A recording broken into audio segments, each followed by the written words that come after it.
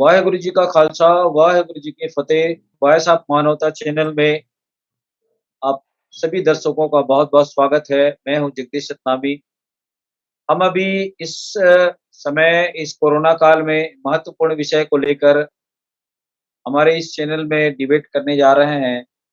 आज हमारा तीसरा एपिसोड है और इस एपिसोड में भारतीय जनगणना को लेकर जो पूरे भारत में जो चर्चा हो रही है और उस महत्वपूर्ण विषय पर जो इसमें जो पारदर्शिता को लेकर और जाति आधारित जनगणना को लेकर हम लोग महत्वपूर्ण चर्चा करने जा रहे हैं।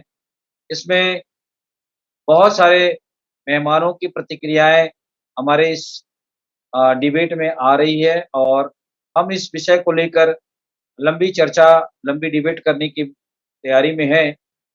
और हमारे बीच में एडवोकेट संतोष साहू साहब जुड़े हुए हैं, जो छत्तीसगढ़ ओबीसी मोर्चा के अ, प्रदेश अध्यक्ष भी हैं और जागृति किसान जागृति मोर्चा के मतदाता मोर्चा के भी पदाधिकारी हैं। मैं संतोष साहू जी आज के इस प्रोग्राम में आपका बहुत-बहुत स्वागत करता हूँ।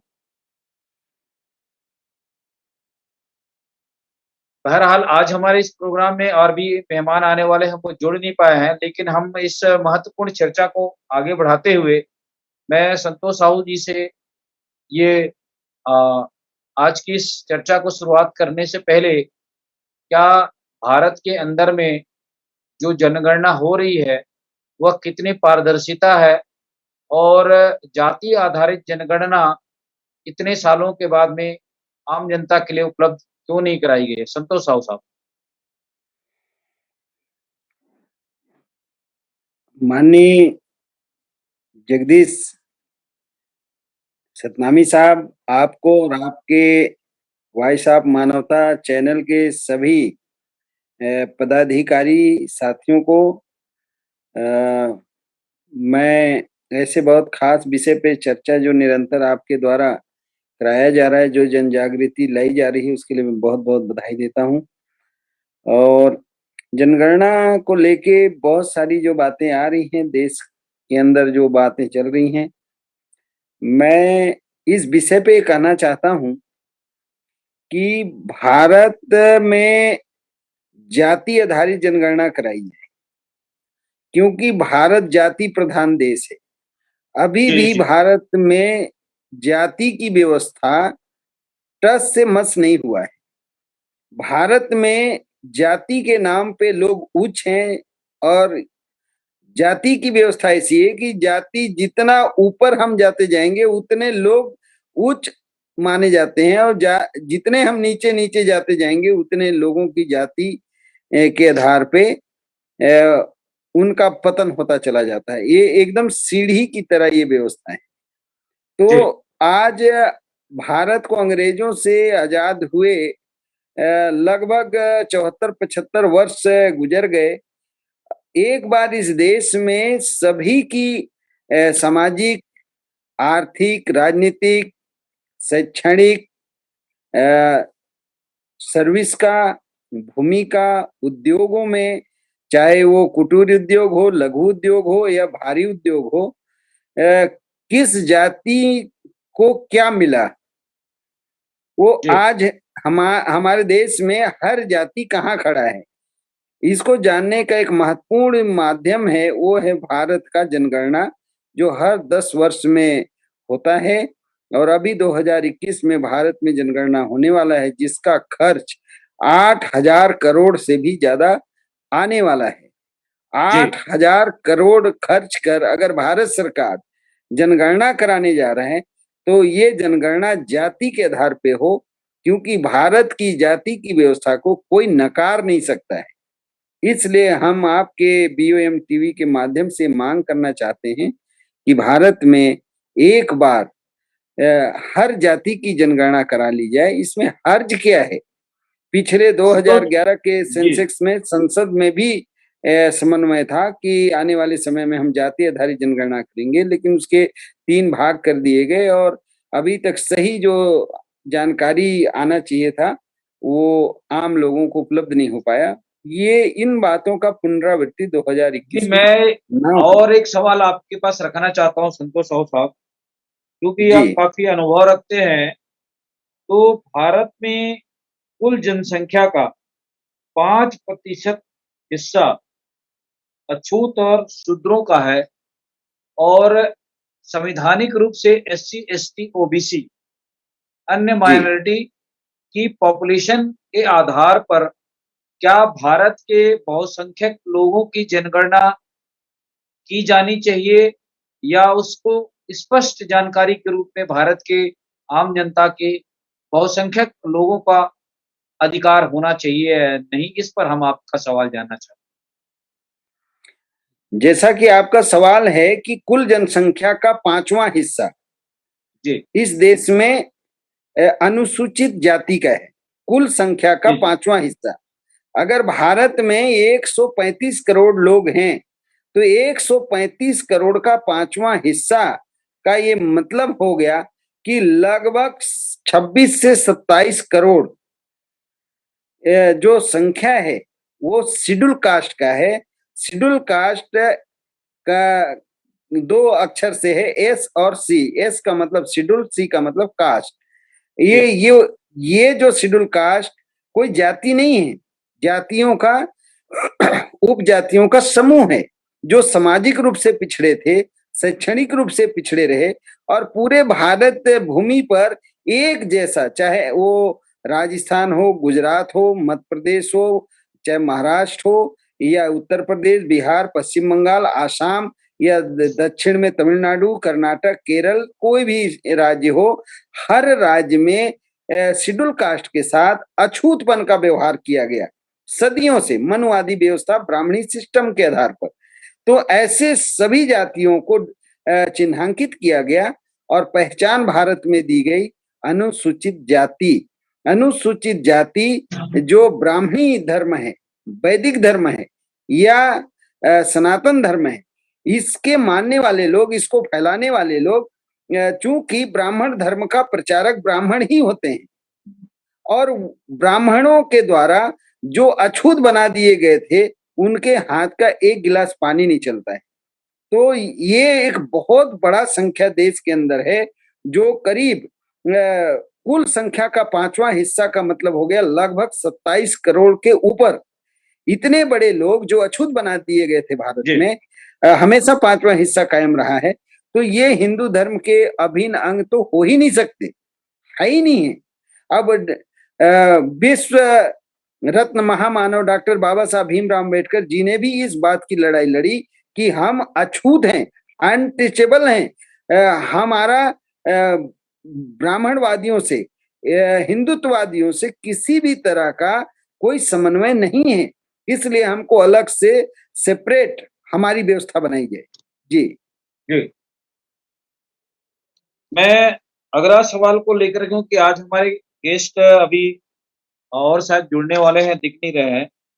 वर्तमान भारत में जो SC ST OBC का जो जनगणना जिस ढंग से अंग्रेजों ने कराया था, उसकी पूरी बायोडाटा भारत देश के अंदर में जब उन्होंने कराया था, निष्पक्ष पारदर्शिता के रूप में कराई थी।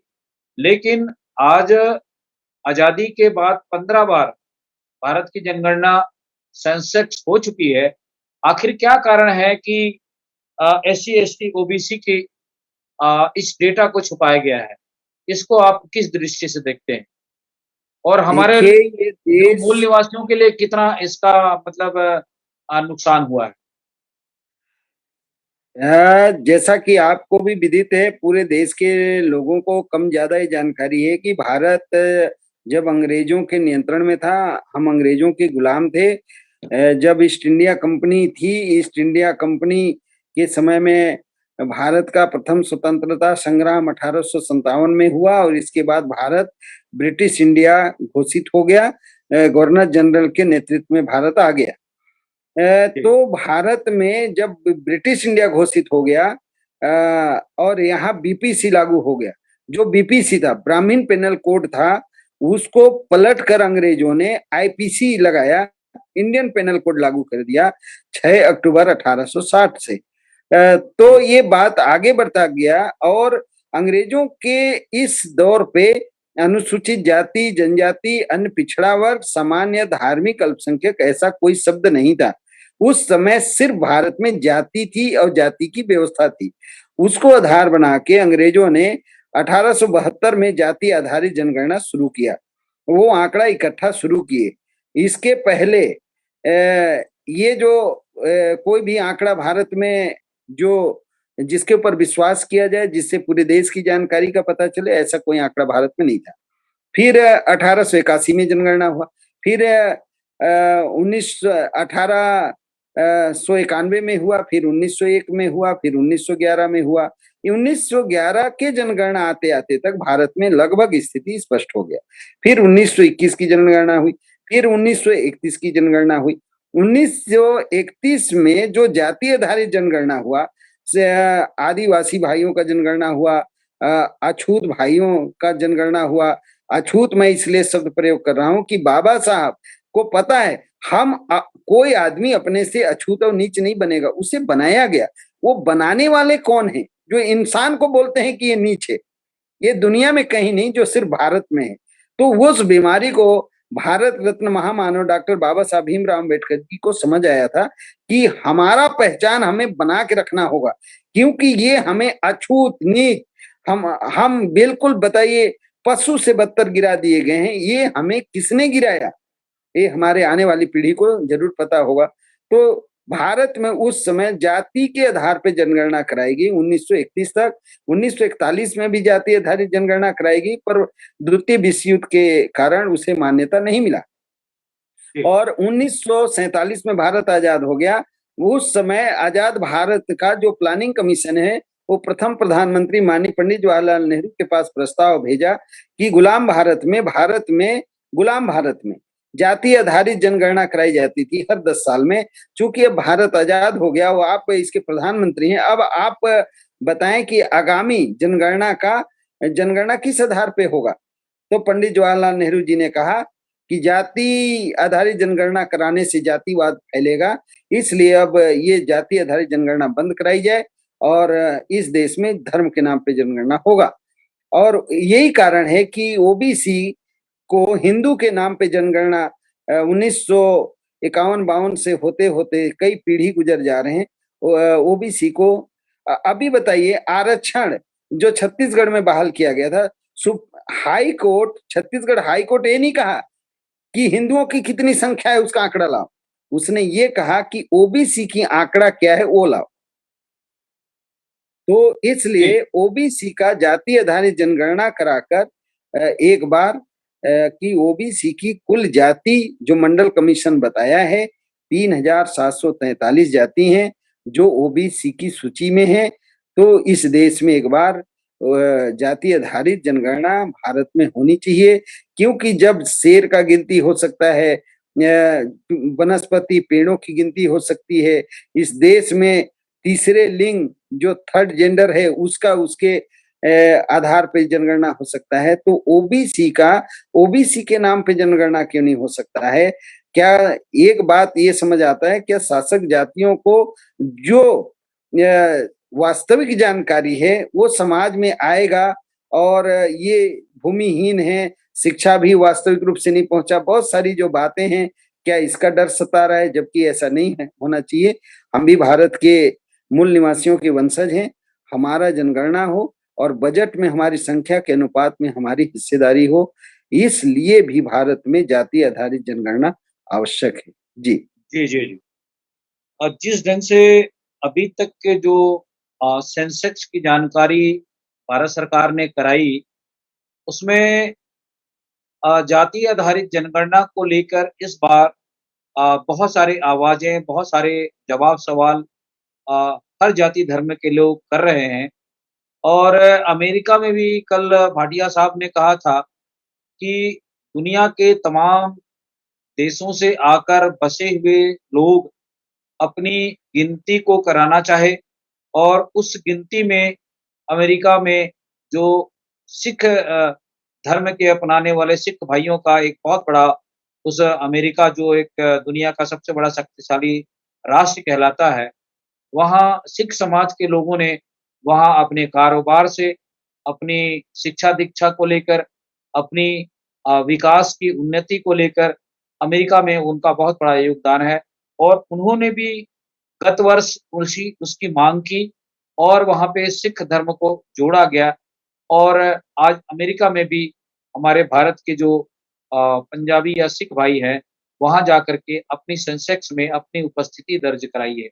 क्या कारण है कि भारत देश के अंदर में जो इंडिजिनियस पीपल है, एक तरफ तो आप लोगों को जाति और धर्म में बाँट दिए और दूसरी बात धर्म के आधार पे अगर आपको रखना है, तो हिंदू धर्म। तो हिंदू धर्म अभी तक लोगों ने या जो इस सर्वे कराने कराने वाले जो ज़िम्मेदार लोग हैं, इन लोगों ने कहीं न कहीं हमारे जो मूलवासी लोग हैं, जो हिंदू धर्म के रीति-रिवाज या उसके जो स संस्कृति से कोई वास्ता नहीं है, जैसा कि अभी आदिवासियों ने जंतर-मंतर में आंदोलन किया और झारखंड के मुख्यमंत्री हेमंत सोरेन ने भी इस बात की आवाज़ उठाई है कि हम प्रकृति के मानने वाले लोग हैं, हमारे हिंदू धर्म से कोई वास्ता नहीं है। और सुप्रीम कोर्ट ने भी हिंदू धर्म को कोई धर्म नहीं माना है।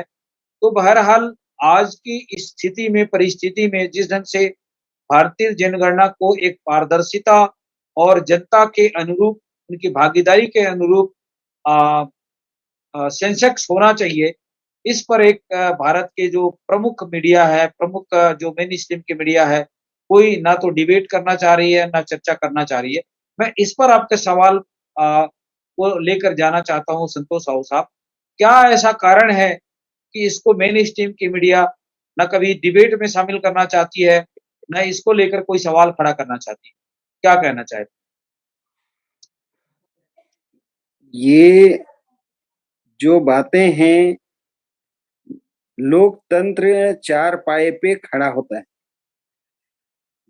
व्यवस्थापिका, कार्यपालिका, न्यायपालिका और मीडिया, चार जी। पाए पे लोकतंत्र खड़ा होता है, उसी को लोकतंत्र कहते हैं। हुँ, हुँ। व्यवस्थापिका का काम है देश में व्यवस्था बनाना, उस जी, व्यवस्था के ऊपर कार्य करना कार्यपालिका का काम है।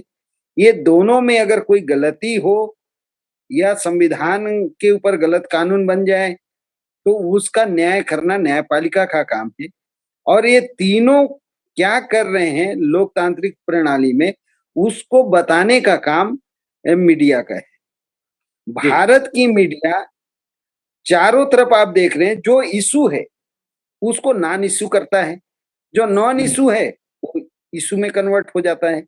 अभी भारत के अंदर 5 वर्ग है, हजारों जातियों को, हजारों जाति उपजाति में बटे हुए भारतीय लोगों को डॉक्टर बाबा साहब भीमराव अंबेडकर जी जैसे युग पुरुष के कारण हजारों जाति के हजारों हजारों उपजाति को 5 पहचान देने में वो कामयाब हो गए। अब हमारी जातियां नहीं है, अब हमारा वर्ग है। हम अनुसूचित जाति के रूप में हैं, अनुसूचित जनजाति के रूप में हैं, अन्य पिछड़े वर्ग के रूप में हैं, या सामान्य के रूप में हैं, या धार्मिक अल्पसंख्यक के रूप में। ये 5 हमारा भारत के अंदर संवैधानिक पहचान 135 करोड़ लोगों का है। अभी जो सेंसेक्स की बातें हैं, इस देश को चलाने वाले लोग बिल्कुल अल्पमत के लोग हैं। उनको ये पता है कि हमारी संख्या लोकतांत्रिक प्रणाली में बिल्कुल कम से कमतर है। हम लोग नाजायज तरीके से भारतीय लोकतंत्र के ऊपर कब्जा किए हुए हैं।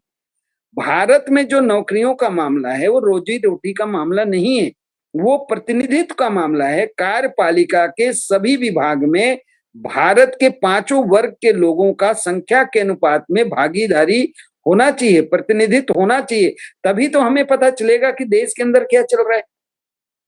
ये व्यवस्थापिका में भी संख्या के अनुपात में प्रतिनिधित्व हमारा होना चाहिए। आप देख रहे हैं उसमें है शेड्यूल कास्ट के कुल जनसंख्या के आधार पे उतने सांसदों का पद रिजर्व है। विधानसभाओं में भी संख्या के अनुपात में लगभग 650 विधायक ऑल इंडिया लेवल पे शेड्यूल कास्ट के भाइयों का हिस्सा है।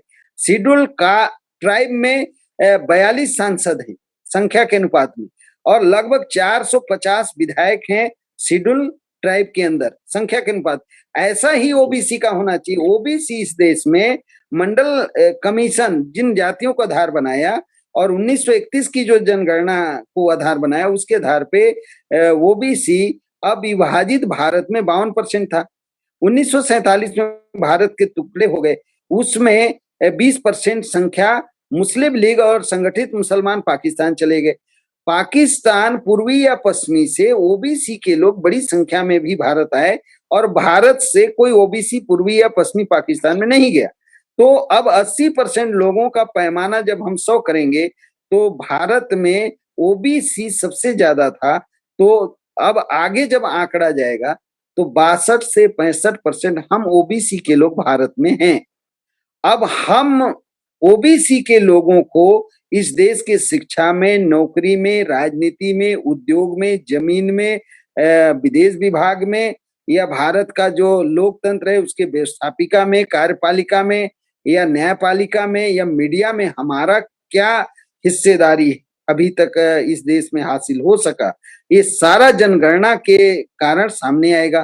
तो इस देश में जो अत्यंत अल्पमत के जो लोग हैं उन्हें ये डर सता रहा है ओबीसी से कि ओबीसी को अगर ये आंकड़ा पता चलेगा कि इनकी संख्या 100 में 62 से 65 व्यक्ति सिर्फ और सिर्फ ओबीसी के लोग हैं और इन लोगों में सर्विस का आंकड़ा अगर देखा जाएगा तो 4-5% के अंदर है। जी हमारा प्रतिनिधित्व पर्याप्त तो छोड़िए, प्रतिनिधित्व 4-5 जिसकी संख्या 60-65 आदमी हो और 5 लोगों को प्रतिनिधित्व मिल रहा है, वो कहाँ है कोई पता नहीं। जमीन का वही हाल है, उद्योग धंधों का वही हाल है। इस देश में ये भी फिर जनगणना से सामने आएगा किस वर्ग के लोग सबसे ज्यादा मजदूरी करते हैं, किस वर्ग के लोग सबसे ज्यादा पलायन करते हैं, किस वर्ग के लोग सबसे ज्यादा भूखमरी के शिकार है, किस वर्ग के लोगों में सबसे ज्यादा सामाजिक अत्याचार हो रहे हैं। ये जनगणना के कारण सारा चीज सामने आ जाएगा। तो ये भारत के शासक को डर सता रहा है। जी जी, ये आपका कहना सच है कि जो वर्तमान में जो सरकार में बैठे हुए जो लोग हैं, वो अल्पमत के लोग हैं और हमेशा से दूसरे के हक अधिकारों को छीन करके कहीं न कहीं वो अपने स्वार्थ सिद्ध कर रहे हैं, क्योंकि सेंसेक्स ऐसी डेटा है जो भागीदारी को प्रतिनिधित्व करता है। जिस ढंग से बाबा साहब अम्बेडकर ने सभी लोगों के लिए जो अधिकार प्रदत्त किए हैं, मौलिक अधिकार दिए हैं, तो भारत में बहुसंख्यक वर्ग कौन-सा है, किस जाति के लोग हैं, किस धर्म के लोग हैं, इस डेटा को कहीं न कहीं इतने सालों के अंदर में छुपाया गया है और आज भारत की जो जो बहुसंख्यक समाज है, वह अपने हक अधिकार की जानकारी को समझ रहा है और यही कारण है कि दिल्ली के जंतर-मंतर में भी जो भारत के मूल निवासी जो इंडिजीनियस पीपल कहते हैं, उन लोगों ने प्रखरता से अपनी आवाज़ को उठाई है और झारखंड के मुख्यमंत्री ने भी इस बात का खंडन किया है कि हम हिंदू धर्म में नहीं हैं और आने वाला समय में ये जो सेंसेक्स को लेकर जो आवाज़ें उठने लगी है, इसमें जो भारत के बहुसंख्यक समाज कहीं न कहीं आवाज़ उठा करके अपने हक अधिकार को लेना चाह रहे हैं और जैसा कि आपने कहा कि ओबीसी समाज की जो परसेंट को ज दर्शाया जाता है 52%, ये जी 52% जो है 1931 में जो जनगणना हुआ था, उसी डेटा को लेकर के जानकारी दी जाती है। तो इतने सालों में जो लोगों की पॉपुलेशन है उसमें बढ़ोतरी हुआ है या कम हुआ है, यह सोचने वाला प्रश्न है। तो जिस ढंग से संवैधानिक रूप से जो सेंसेक्स को पारदर्शिता और जनता के अनुरूप होना चाहिए, उसको लेकर के जो भारत की जनता की ओर से हम आपका विचार जानना चाहते हैं। संतोष साहब। भारत में ये जनगणना बहुत महत्वपूर्ण है। भारतीयों को एक बार इस देश में उनका क्या दशा है, क्या दिशा है, इसकी जानकारी राष्ट्रीय स्तर पे आना चाहिए।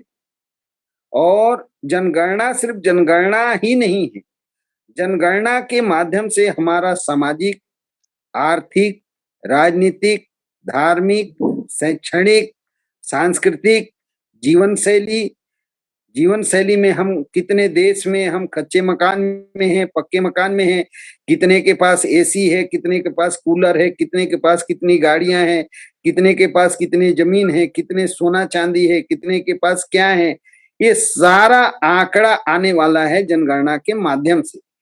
तो इस देश में जो व्यवहारिकता की बात है, एक जो विवाह होता है, जो शादी विवाह का जो रस्म है सामाजिक, एक एक शादी में करोड़ों करोड़ों रुपए खर्च किए जाते हैं, एक एक एक जोड़े शादी में। और वहीं आप भारत चूंकि गांव का देश है, एक शादी में जो खर्च लोग करते हैं, उतना खर्च में हजारों शादी लोग करते हैं। कितना बड़ा जी विषमता है इस देश में। इस देश में सभी इस देश के नागरिक हैं। भारत का संविधान सभी को सिटीजन ऑफ इंडिया घोषित किया है। इस देश में कोई आज अपर कास्ट के लोग भी सिर्फ भारत के नागरिक हैं, और जो जंगलों में थे वो भी भारत के नागरिक हैं, जो अछूत बना दिए गए थे वो भी भारत के नागरिक हैं, जो शूद्र बना दिए गए थे वो भी भारत के नागरिक हैं, जो महिलाएं हमारी माता बहनें हैं वो भी भारत की नागरिक हैं। तो हम भारत के नागरिक होने के नाते हमें जानने का हक है, क्योंकि आजादी के 74-75 साल बीत गए। इस देश में इतना ज्यादा संसाधन है, रात दिन कोयले का दोहन हो रहा है, लोहे का दोहन हो रहा है, बॉक्साइट का दोहन हो रहा है, हीरे का दोहन हो रहा है, यूरेनियम का दोहन हो रहा है, सोना का दोहन हो रहा है, चांदी का जी दोहन हो रहा जी है, जी पेट्रोलियम का दोहन हो रहा है, बड़े बड़े बांध बना के बिजली उत्पादन किया जा रहा है, पानी का दोहन हो रहा है, जंगल प्रकृति के ऊपर के वनोपज का दोहन हो रहा है। इतना सारा संपदा इस देश में है, उसका दोहन हो रहा है। फिर भी इस देश में इतनी गरीबी, भारत में गरीबी का कारण जाति है, भारत में तबाही का कारण जाति है, भारत में नाइंसाफी का कारण भी जाति है। तो जाति आधारित जनगणना ही होना चाहिए, ताकि ये सारा जानकारी देश के सामने आए। जी ये जी मेरा जी कहना। जिस ढंग से हम अपनी बात को आज संविधान में जो बाबा साहब अम्बेडकर ने मौलिक अधिकार के तहत हमें जो दिया है, और भारत की जो बहुसंख्यक जो समाज है, वह अपने हक अधिकार को जागरूकता के कारण, गैर जागरूकता के कारण आपने इस सेंसेक्स को लेकर कभी चर्चा नहीं की है, ना संजीदा से इसकी चर्चा हुई है, ना लोगों को बताया गया है। आज भी भारत के जो बहुत सारी आबादी जो गाँव में रहती है, उनको भारतीय जनगणना के बारे में उनको मालूम ही नहीं। जबकि भारत का जो जनगणना है, सेंसेक्स है, वो सिर्फ़ भारत के लिए ही नहीं अपितु विश्व में भी इस सेंसेक्स को महत्वपूर्ण रूप से किया जाता है, और उसी के आधार पे हर देश में उसकी विकास का नींव आधारित रहता है, और उनकी धार्मिक, सामाजिक, आर्थिक, राजनीतिक, ये तीनों चीज़ का विकास उस जनगणना में, उस डेटा में निरूपित होता है, और लोगों के लिए अ, ये उनकी खुशहाली के लिए, उनके विकास के लिए ये तय किया जाता है।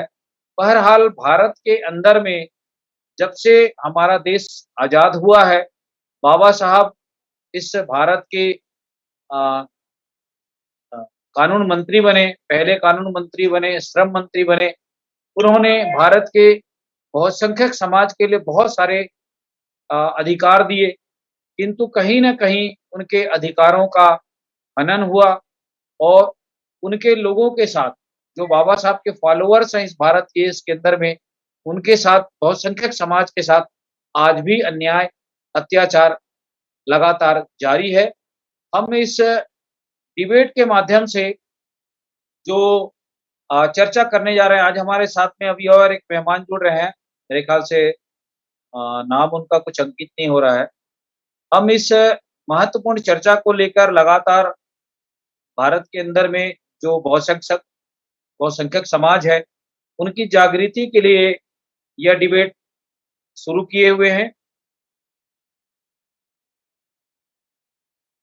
जी। हमारे साथ कुछ और मेहमान जुड़े हुए हैं, मैं उनका उनका स्वागत करता हूँ। हमारी आवाज सुन रहे हैं आप? हेलो। जी सर, सुन रही हूँ। एक हेलो। मिनट। आप अपना हेलो। परिचय दें और हमारे इस कार्यक्रम में जो आज मुख्य रूप से जो डिबेट है वह भारतीय जनगणना के संदर्भ में है, तो अपने विचार रखें। आप अपनी जी फ्रंट सर। कैमरा ओपन करें।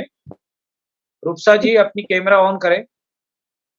जी जी जी सर, कर रही हूँ।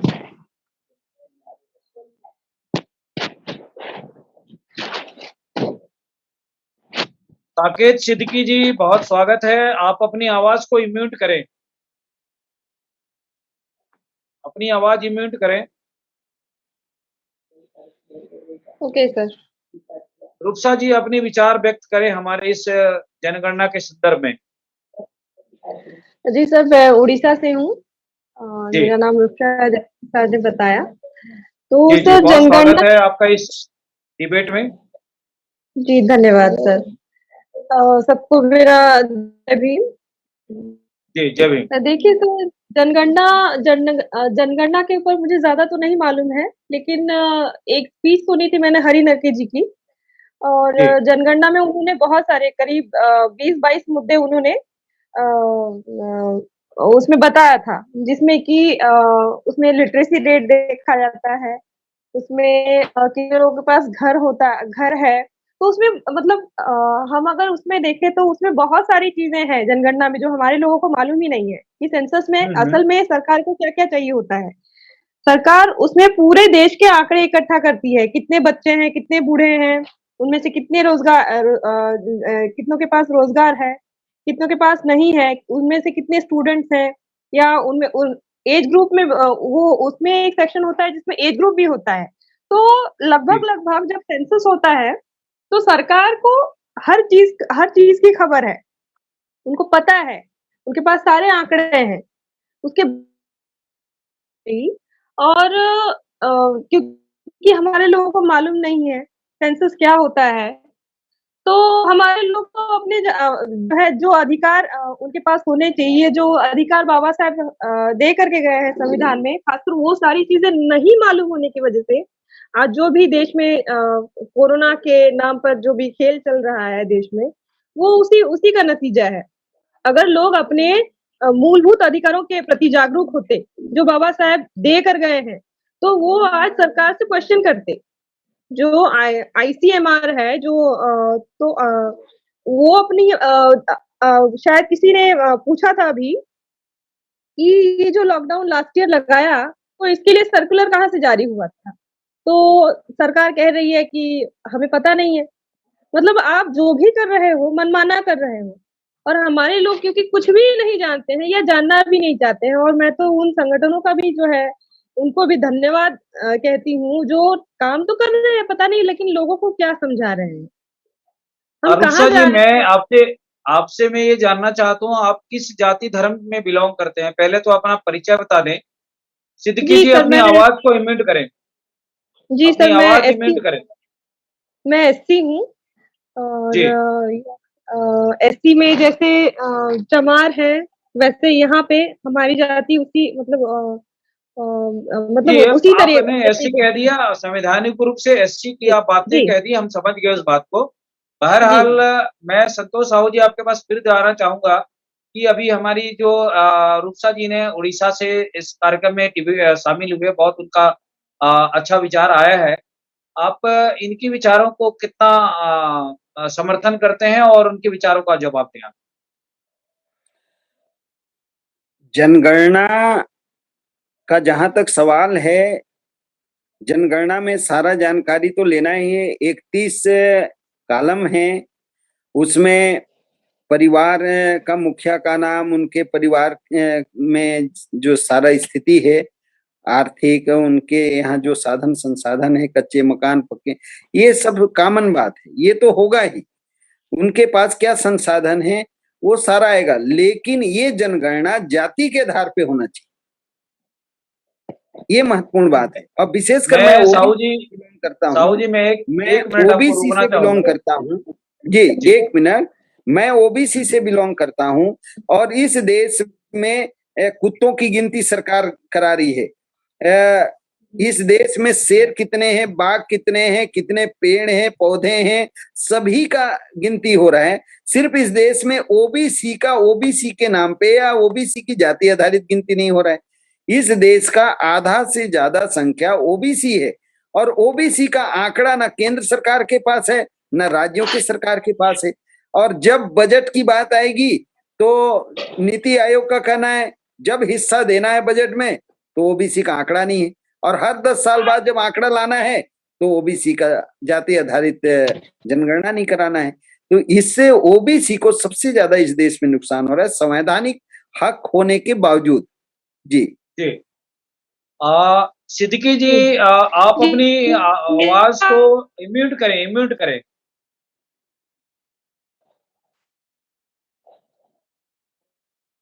अपनी आवाज को म्यूट करें।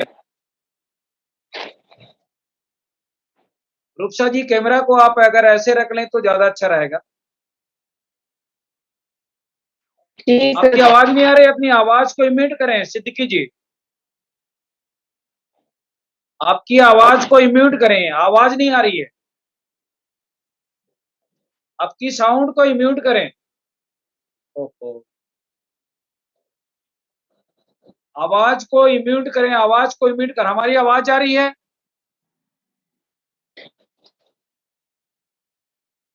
साउंड मैं को इस म्यूट बीच करें, में साउंड एक को। बात रखना चाहता हूं। जी, आपकी आवाज अभी नहीं आ रही, म्यूट करें।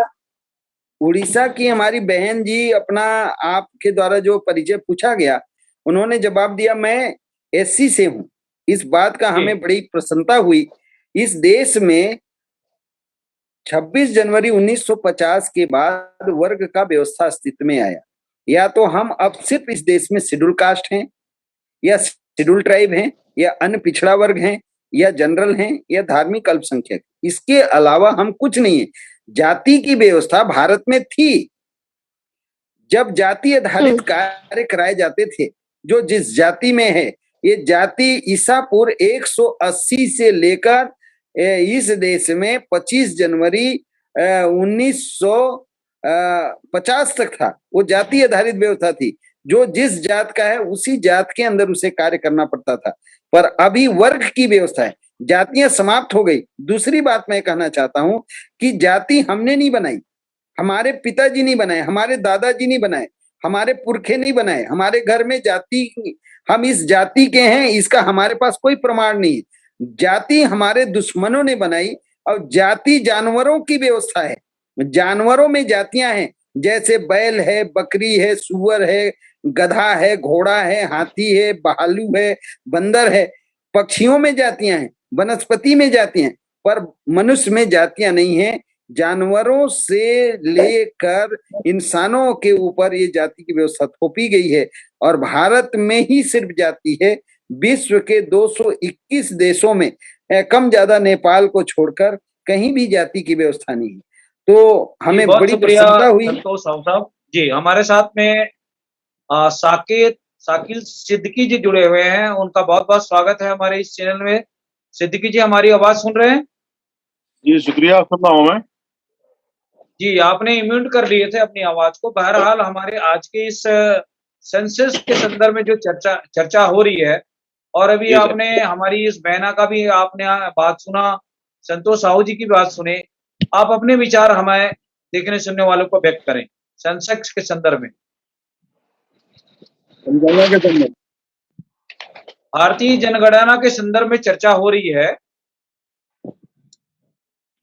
देखिए, जनगणना जो इस देश के अंदर हो रही है, तो जनगणना होनी चाहिए। और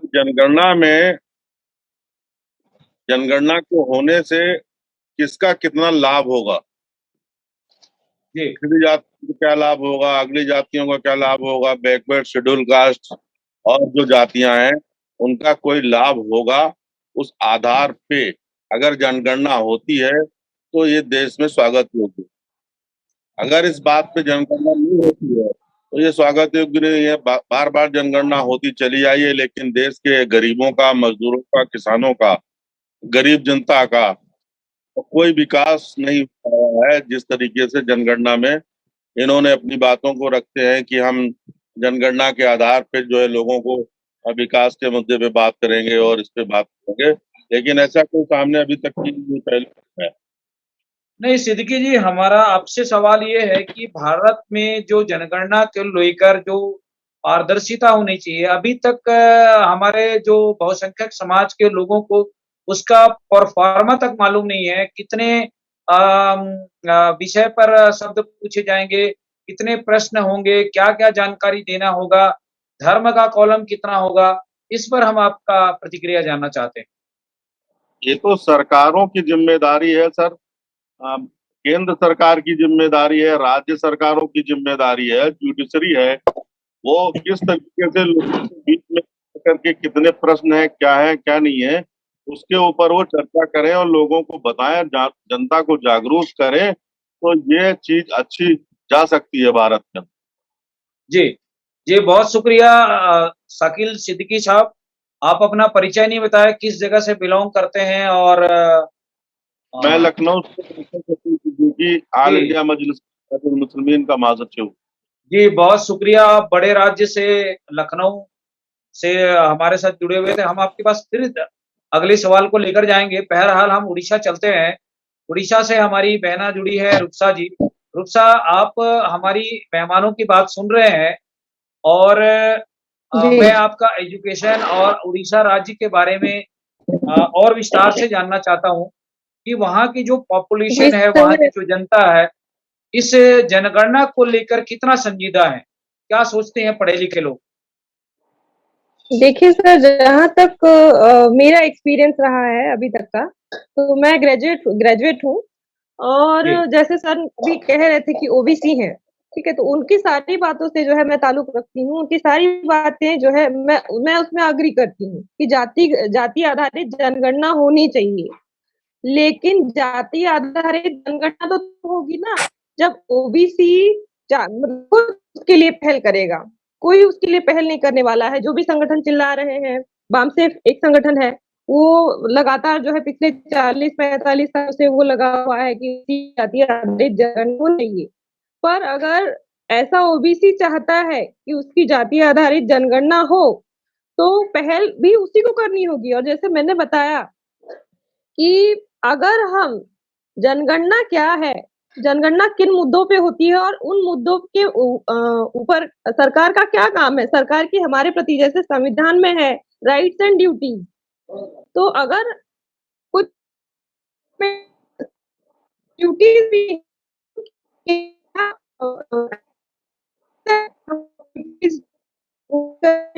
नहीं कर रहे हैं तो क्यों नहीं कर रहे हैं? तो हाँ, तो वही बात है कि अगर हमें जो है अधिकार बचाने हैं या हमें आगे इस देश में रहना है, प्रॉस्पेरिटी के साथ रहना है, तो हमारी खुद की ड्यूटीज है। हम ऐसे सिर्फ और सिर्फ जो है कह देंगे जाति आधारित जनगणना होनी चाहिए तो नहीं होगी। आज ब्राह्मण जी, खुलेआम बदमाशी कर रहे हैं, ठीक है? ब्राह्मण खुलेआम बदमाशी कर रहा है और जहाँ तक आपने पूछा कि उड़ीसा में क्या है, तो उड़ीसा में मैं आपको कहूँ कि यहाँ की व्यवस्था के ऊपर ओबीसी का राज है, ओबीसी का राज है, लेकिन यहाँ ब्राह्मण, ठीक है? तो जो उनका मुद्दा होना चाहिए वो करते नहीं है। जैसे सेंसस के बारे में यहाँ लोगों को मालूम ही नहीं है कि सेंसस के क्या-क्या मुद्दे होते हैं, उसके क्या-क्या पॉइंट्स होते हैं। हेलो? जी, जी, सुन रहे हैं हम लोग। जी, अपनी तो बात रखें।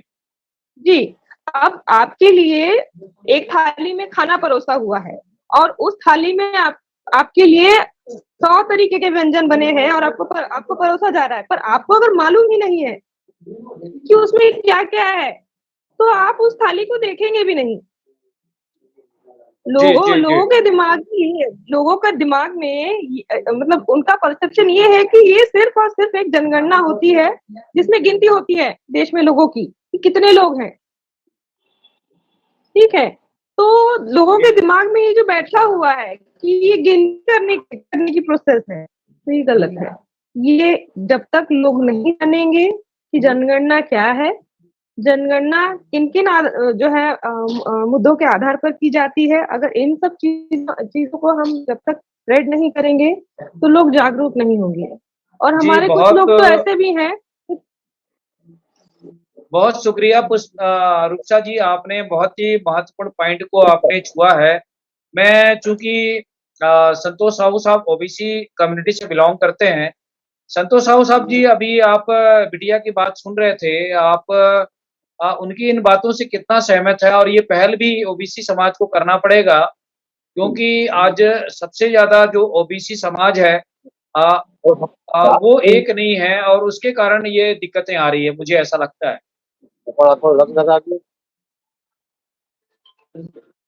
बिल्कुल, उड़ीसा से जो बहन जी अपनी बात रखे हैं वो बिल्कुल वाजिब है। इस देश में जब अंग्रेजों का राज था, भारत गुलाम था, तो गुलाम भारत में सामाजिक आंदोलन थे, बहुत बड़े सामाजिक आंदोलन थे। उसका परिणाम हुआ कि भारत रत्न महामानव डॉक्टर बाबा साहब भीमराव अंबेडकर जी को लाख कोशिश कांग्रेस के नेताओं के द्वारा ये किया गया कि वो संविधान सभा में ना पहुंचे, पर सामाजिक आंदोलन की वजह से वो बताइए दिल्ली से पश्चिम बंगाल के नेताओं ने बाबा साहब को आमंत्रित किया और संविधान सभा में भेजा। वो सामाजिक आंदोलन का परिणाम है। पर दुर्भाग्य से अंग्रेजों का जाना हुआ और जो हमारा सामाजिक आंदोलन था उसे बड़े चालाकी से धार्मिक आंदोलन में कन्वर्ट कर दिया गया। आज सभी ओबीसी के लोग धार्मिक आंदोलन में लगे हुए। उनको सामाजिक आंदोलन, उनका सामाजिक जो आंदोलन था, महात्मा ज्योतिराव फूले जी ओबीसी से थे, साहू जी महाराज ओबीसी थे, संत गाडगे महाराज ओबीसी थे, रामासामी पेरियार ओबीसी थे, ललई सिंह यादव जी ओबीसी थे। जितने भी भारत में सामाजिक आंदोलन के अगुआ समसामयिक समय में ओबीसी के लोग थे गुलाम भारत में। पर आजाद भारत में ये जो प्रोपेगेंडा किया गया कि हम आजाद हैं, आजाद हैं, आजाद हैं, और इस आजादी में ओबीसी कब धार्मिक आंदोलन में जुड़ गया ये ओबीसी के लोगों को पता नहीं चला। आज हमारा आंदोलन हमें ही करना होगा। बिल्कुल बात सच है, हमारा दर्द है। इस देश में शेड्यूल कास्ट का समस्या नहीं है, इस देश में अभी शेड्यूल ट्राइब का समस्या नहीं है। समस्या था शेड्यूल कास्ट को तुम अछूत हो, इन सड़कों पे नहीं चल सकते, ऐसा इस देश में था। आज कोई नहीं कर सकता, बड़े बड़े पदों में पहुंच गए।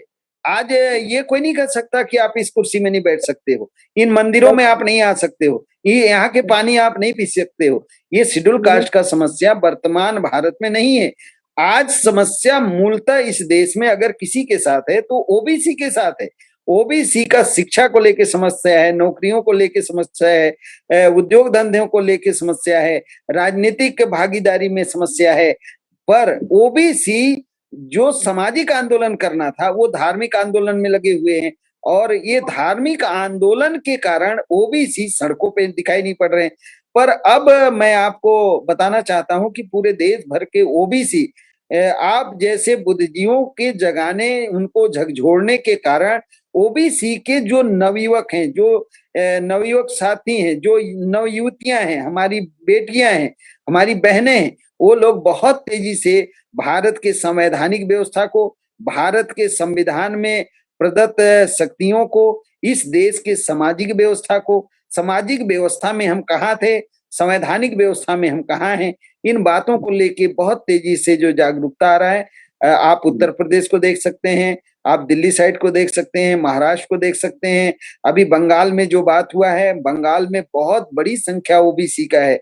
उन्होंने वहां धर्म और जाति और धार्मिक उन्मादों को नकार के वहां पे भाईचारा पे आधारित जो लोग ये बात रखें कि हम अपने राज्य में अमन चैन कायम रखना चाहते हैं, भाईचारा रखना चाहते हैं, हम किसी भी जाति और धर्म के उन्माद को बर्दाश्त नहीं करेंगे। ओबीसी के लोगों ने तृणमूल कांग्रेस को पूरा समर्थन दिया, और वहां पे जो लोग धार्मिक उन्माद फैला रहे थे ओबीसी के लोगों ने वहां पे नकार दिया, और इतना प्रचंड बहुमत अगर ओबीसी टीएमसी को साथ नहीं देता, आ ही नहीं सकता है। तो ये जागरूकता के कारण आया है। और मैं आशा करता हूं कि आप सब लोग देखिए, ओबीसी एक बहुत बड़ा वर्ग है, सोया हुआ वर्ग है। एक खास बात बताना चाहता हूँ, अंग्रेजों को भगाने का ताकत उस समय ब्राह्मणों के हाथ में था, वो ओबीसी के मदद से उन्हें भगाने में कामयाब हो गए। इस देश में ब्राह्मणवाद, मनुवाद को अगर कोई कुचल सकता है तो वो ओबीसी है, बस उसे जगाने की जरूरत है। और शेड्यूल कास्ट, शेड्यूल ट्राइब के भाइयों के द्वारा जो कोशिश चल रहा है, उसका मैं ओबीसी के प्रमुख राज्य स्तर का जिम्मेदारी मेरे साथ है। मैं उन्हें धन्यवाद ज्ञापित करना चाहता हूं कि आज ओबीसी की लड़ाई, मुझे कहने में कोई संकोच नहीं, आज ओबीसी का जाति आधारित जनगणना का मामला हो, ओबीसी के हक अधिकार का मामला हो, ओबीसी को संवैधानिक रूप से तैयार करने का मामला हो, पूरा का पूरा शेड्यूल कास्ट के भाइयों को इसका श्रेय जा रहा है। मुझे कहने में कोई संकोच नहीं। जी संतोष साहब, बहुत ही महत्वपूर्ण जानकारी हमारे देखने सुनने वालों को आपने रखी सेंसेक्स के संदर्भ में। मैं फिर उत्तर प्रदेश जाना चाहूंगा। उत्तर प्रदेश में लखनऊ से शकील सिद्दीकी साहब हमारे साथ हमारे कार्यक्रम को देख सुन रहे हैं। शकील साहब, उत्तर प्रदेश एक बहुत बड़ा राज्य है और वहां की राजनीति से केंद्र की राजनीति प्रभावित होती है। बहरहाल अभी जो पंचायतों के चुनाव उत्तर प्रदेश राज्य में हुए हैं, वहां की जनता ने बहुत बड़ा मैंडेट दिया है, उसके लिए वहां की जनता का बहुत शुक्रिया। और जिस ढंग से हम जो सेंसेक्स को लेकर के उत्तर प्रदेश की जनता या आप वहां पे बैठे हुए हैं, वहां के लोगों की सोच क्या है कि भारत के अंदर में ये जो जनगणना होने वाली है, इसको लेकर जाति आधारित जनगणना हो और जो हिंदू धर्म को लोग थोपा जाता है, क्योंकि सुप्रीम कोर्ट ने भी हिंदू धर्म कोई है नहीं करके उसको खारिज किया उस धर्म को। आप क्या कहना चाहेंगे हमारे देखने सुनने वालों को उत्तर प्रदेश से? शकील साहब, शकील जी हमारी आवाज सुन रहे हैं? हेलो, मेरे ख्याल से उनकी आवाज हमारे पास नहीं पहुंच रही है। बहरहाल अब फिर रुपसा जी आप अपनी आवाज को इम्यूट कर लें। रुपसा, आवाज आ रही है? अच्छा आप बोले सर। सिद्दीकी साहब बोले आप अपनी बात रखें।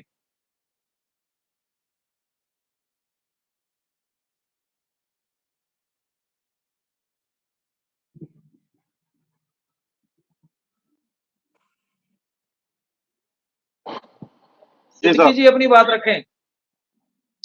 अभी जो न्याय पंचायत के और जिला पंचायत के प्रधानी के जो चुनाव हुए, उस चुनाव में भारतीय जनता पार्टी को बहुत बड़ा नुकसान हुआ है और उनपे जनता ने माइंडेड नहीं किया है।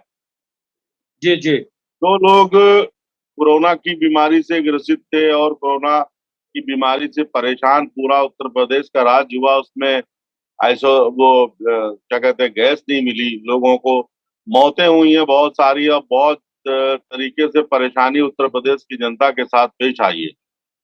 और चुनाव में जिस तरीके से वो अपना कहते थे कि हम ही जीतेंगे और हमारा ही राज आएगा, तो उस चीज को उत्तर प्रदेश की जनता ने नकार दिया है और उसमें उनको करीब 600 सीटें मिली हैं और समाजवादी पार्टी को करीब 700 से ऊपर सीटें मिले हैं और करीब 1000 से ऊपर लोगों को निर्दलीय प्रत्याशी जीते हैं।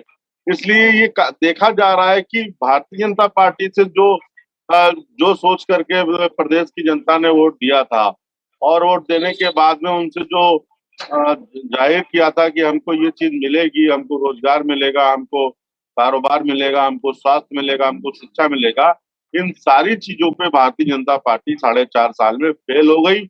और उसको 0 नंबर में देता हूं कि जहां पे किसी भी अस्पताल में कोविड हो या ना हो, उसको जाने के लिए एक सीएमओ से लेटर लिखवाना पड़ रहा था। इसके चलते तमाम हजारों लोगों की मौत हो गई। और इस देश के अंदर आपने देखा होगा कि कब्रिस्तान में मौत मिट्टियों की मैयतों की जो है लाइन लगी हुई है और जो हिंदू भाइयों के जो सौगृह हैं वहां पे लाइन लगी हुई है, उस पे भी जो है बिचौलिए जो है दलाल जो है वो पैसा खा रहे हैं। इस पे कोई नियंत्रण नहीं कर पाई सरकार।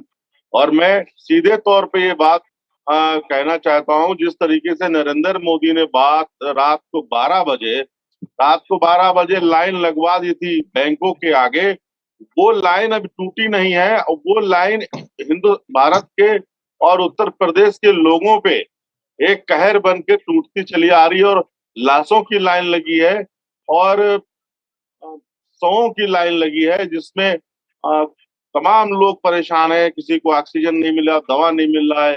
देश बुरी तरीके से प्रभावित है। जीडीपी कहीं जा रही है, रोजगार नहीं है, शिक्षा की व्यवस्था नहीं है, स्वास्थ्य नहीं है, लोग मर रहे हैं। इस पे सरकार कब काम करेगी?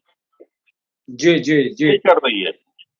बहुत ही अच्छा जानकारी हमारे उत्तर प्रदेश के एक बड़े राज्य से आप दे रहे हैं। संतोष साहू साहब जी, शकील जी की बात आप सुन रहे हैं, उनके तर्क से कितना सहमत है? बिल्कुल सहमति की बात है। जब से इस देश में 6-7 साल के अंदर बीजेपी का गवर्नमेंट आया है, जब बीजेपी गवर्नमेंट आया उसके पहले उनके वादे को हम याद करते हैं। उन्होंने क्या कहा, अच्छे दिन आएंगे, अब की बार मोदी सरकार। हाँ, पेट्रोल डीजल का दाम कांग्रेस गवर्नमेंट में वो कितना कोसते रहे कांग्रेस को। उस समय मुश्किल से 60-65 रुपए के अंदर ही सारा रेट था। आज 80-90-100-120 रुपए पेट्रोल चल रहा है छत्तीसगढ़ में लोकल। दूसरे तरफ आप देखिए, वो बोले थे कि हम 2 करोड़ रोजगार देंगे। आज कई करोड़, हर साल कई करोड़ लोगों का नौकरी चला गया। वो बोलते थे कि हम इस देश में समानता लाएंगे, भाईचारा लाएंगे, चारों तरफ उपद्रव मचा हुआ है।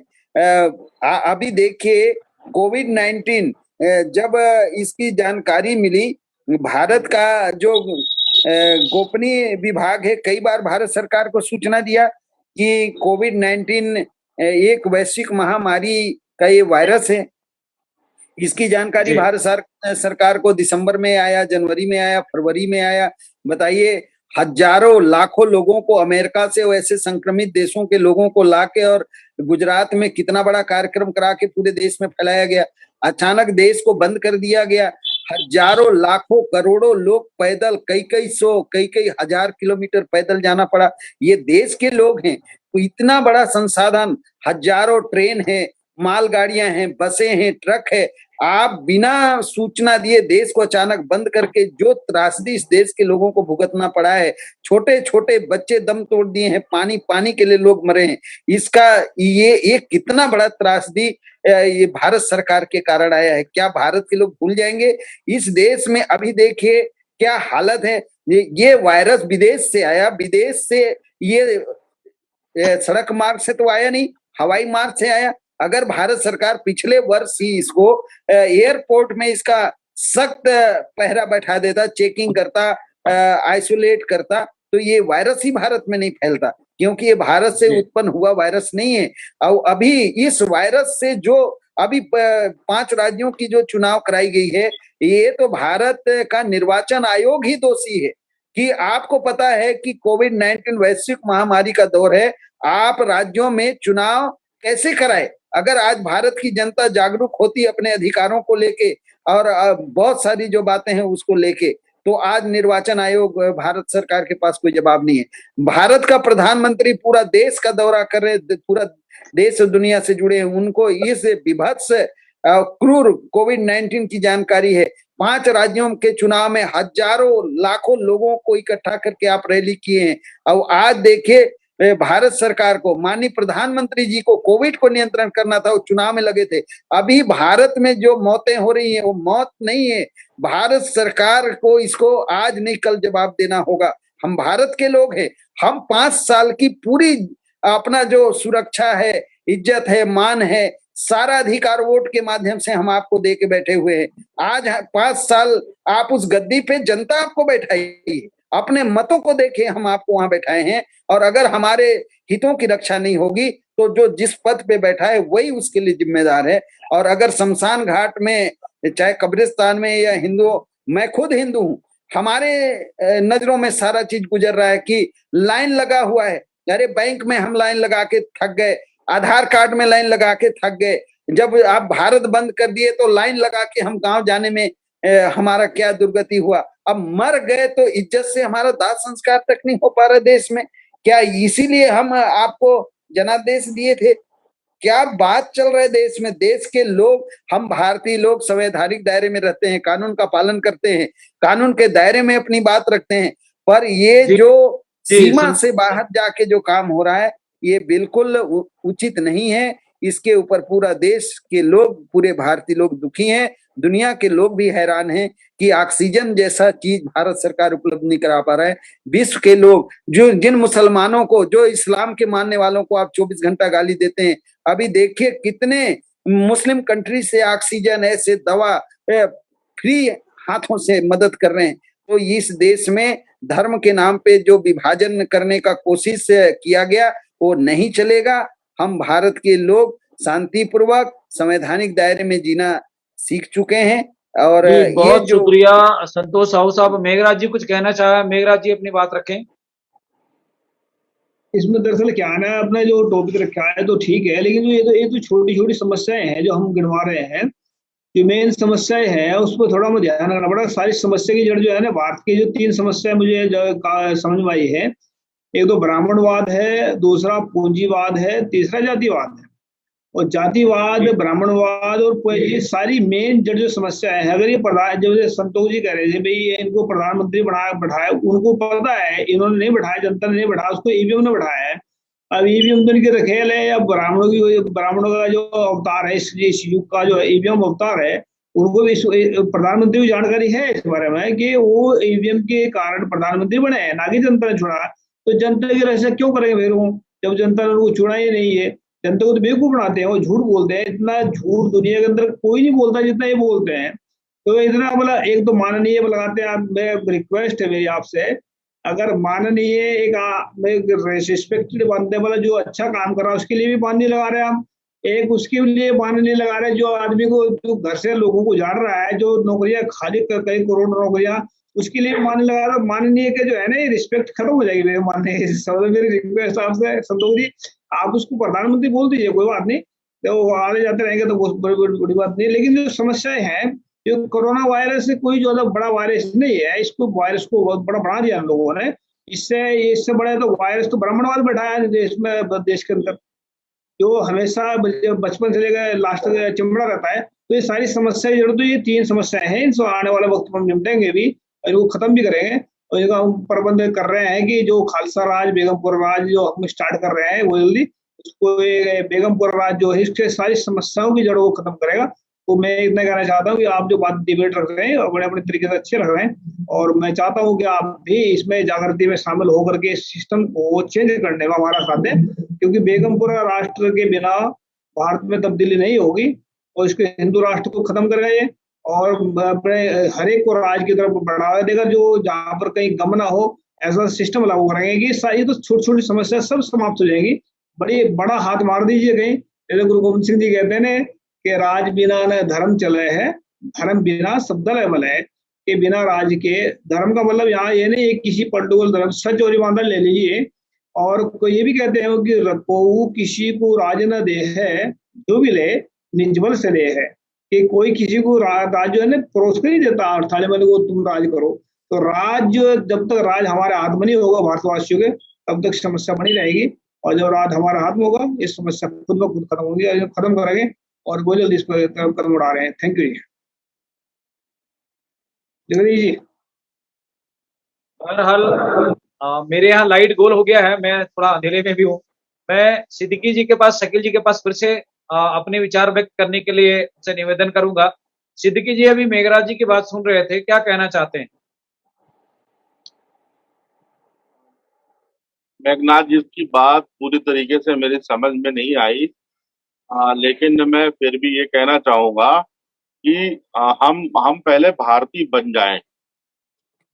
हम पहले भारतीय बन जाएं, और भारतीय बन के इस देश के अंदर जो महामारी संक्रमण फैला हुआ है उससे एकजुट होकर के हम अपनी ताकत को दिखा करके इस महामारी से देश को बचाने का काम करें।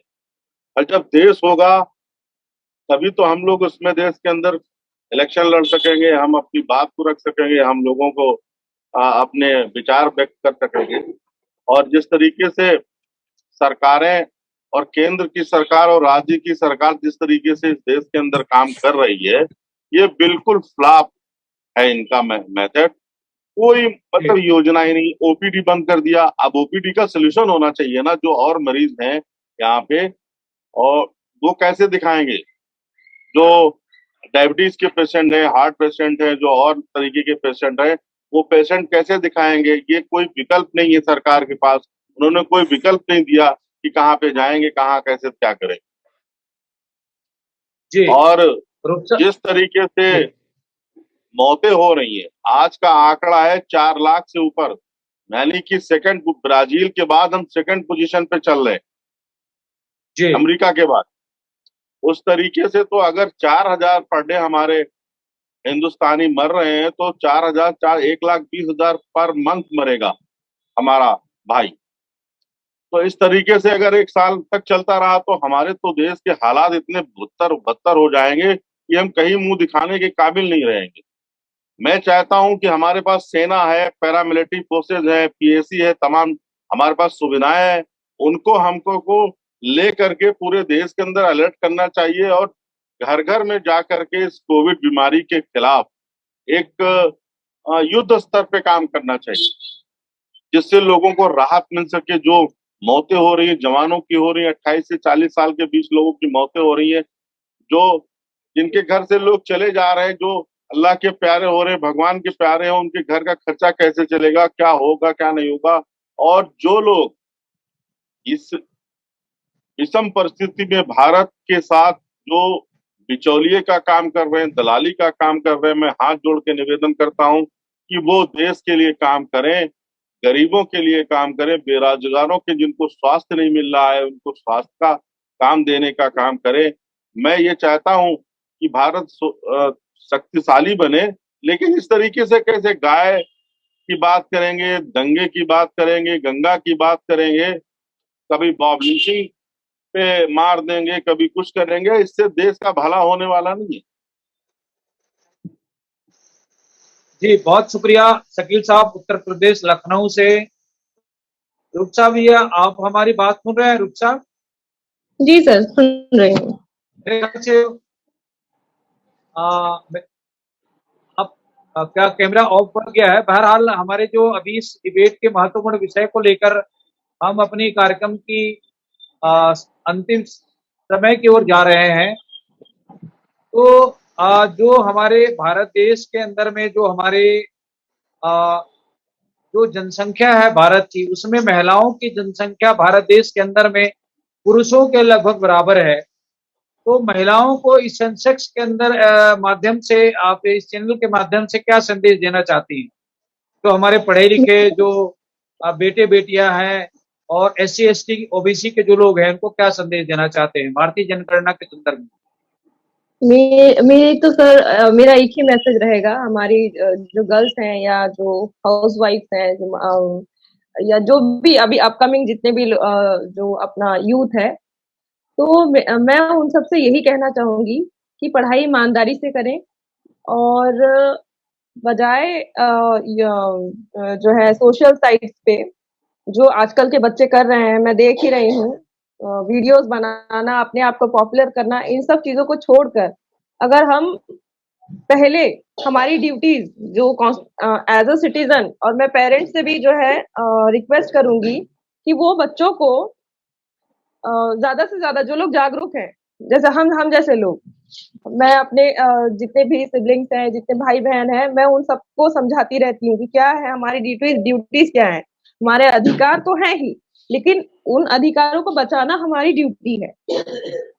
तो ज्यादा से ज्यादा जो है हमारी महिलाओं को सक्षम किया जाए, क्योंकि ऐसा ऐसा होता है घर में मैंने देखा है, हमारे जो हमारा जो पुरुष वर्ग है वो तो आ जाता है, वो कहीं ना कहीं जो है समाज से जुड़ जाता है, लेकिन महिलाओं को, क्योंकि आज भी भारत में जो है ये आजाद आजाद भारत में अभी भी महिलाएं गुलाम हैं कहीं ना कहीं घरों में।